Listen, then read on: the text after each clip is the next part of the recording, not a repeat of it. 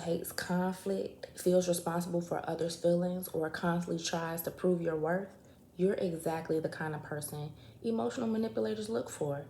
It's not your fault. You learned early on that love meant keeping the peace, earning approval, or staying small so you wouldn't lose connection. Manipulators sense that. They know you'll explain yourself instead of setting boundaries. You'll seek understanding instead of distance. But here's what I want you to hear.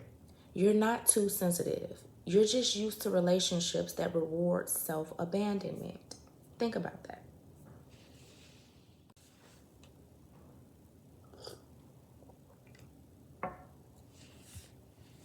Hey everyone, welcome back to Code Makes Sense, where we make sense of the thoughts and habits that keep you stuck so you can heal and actually like yourself again.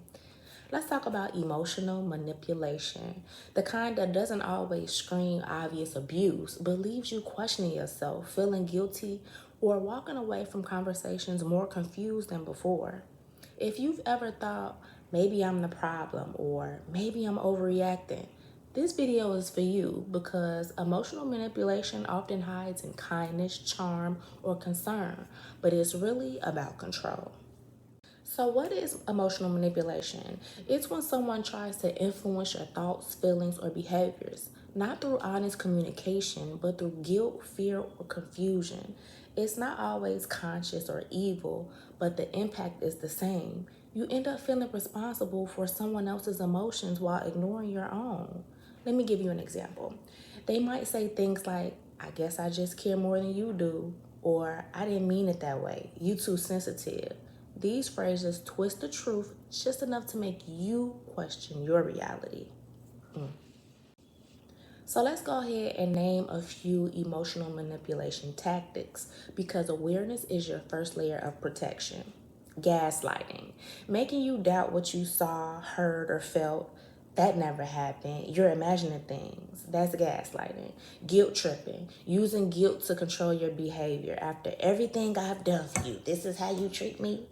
Then you got that silent treatment, withholding affection or attention to punish or control. Then there's love bombing, over the top affection or attention early on, followed by pulling back and withdrawal once you're emotionally invested. Playing victim, turning every single situation around so that you're the one who's been wronged and you end up confronting them.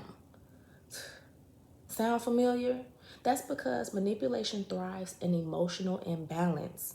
One person keeps explaining, apologizing, trying to fix things, while the other just sits back and pulls the strings like a puppet.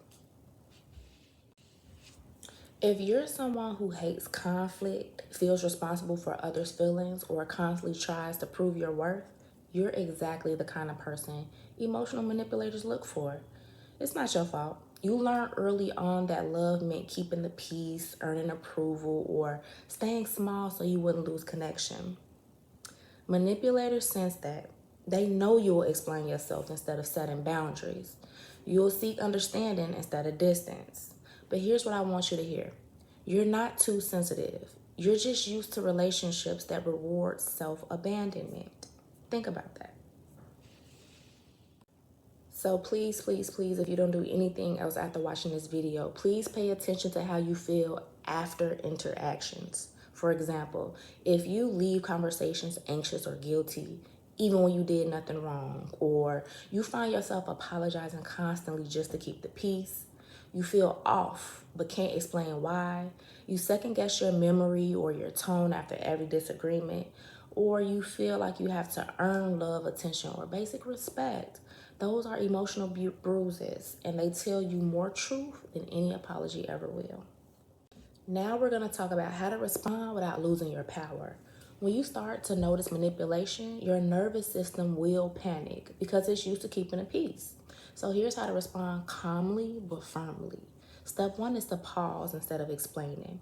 You don't owe instant reassurance or defense. Let silence do that heavy lifting for you. Step two is to reflect and don't react. Ask yourself, do I feel respected right now? If not, that's a sign. And step three, use boundaries, not battles. You don't need to convince someone of your worth. You just need to decide what behavior you'll no longer accept. When it comes to rebuilding self-trust, it's difficult. After being manipulated, the hardest part isn't trusting others again, it's trusting yourself. You start to doubt your instincts, your emotions, even your memories. Healing begins when you start listening to your gut again, when you believe your discomfort means something instead of dismissing it. Each time you honor that voice, you send a new message to your nervous system that I'm not powerless anymore. You don't need to keep proving your value to people who profit from your self doubt. The right people won't need to manipulate you to stay close. So take back your power, not by becoming hard, but by becoming clear. If this video helped you recognize something in your life, subscribe for more content on healing, self worth, and emotional growth. You deserve peace that doesn't come at the cost of your power. And keep showing up for yourself because that's how real change happens.